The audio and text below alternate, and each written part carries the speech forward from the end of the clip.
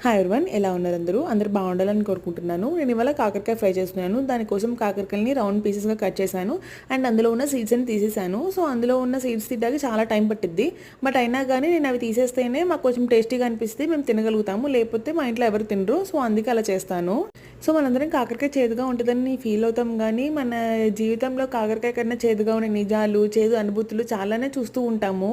So నేనైతే చిన్నప్పుడు అసలు కాకరకాయ తినేదాన్ని కాదు, చాలా చేదుగా ఉంటుందని అస్సలు నచ్చేదే కాదు. బట్ తినగా తినగా తినగా నాకు కాకరకాయ బాగా నచ్చింది. ఇప్పుడు నాకు ఫేవరెట్ అయిపోయింది చెప్పాలంటే కాకరకాయ అసలు.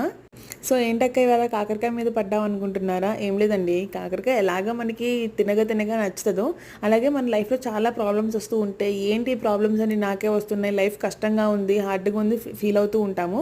సో అలాంటప్పుడు మనం వాటిని అన్నింటినీ ఫేస్ చేస్తూ ఉంటే మనం ముందుకెళ్ళే కొద్దీ అవే మనకి ఈజీగా అయిపోతాయి.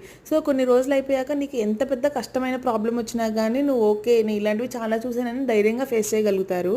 సో మీకు నాలాగే అప్పుడప్పుడు ఇలా అనిపిస్తూ ఉంటుందా? ఏంటి అన్ని బ్యాడ్ డేస్, అసలు నాకు అన్ని ప్రాబ్లమ్స్ వస్తున్నాయి, కష్టంగా ఉంది, ఫేస్ చేయలేకపోతున్నాను అనుకున్నప్పుడు వెయిట్ చేయండి. సో ఈ బ్యాడ్ డేస్ అన్ని పోయి గుడ్ డేస్ వస్తాయి. గుడ్ డేస్ వచ్చే ముందు ఇలాంటి బ్యాడ్ డేస్ అనేది చాలా common. So wait for your good days.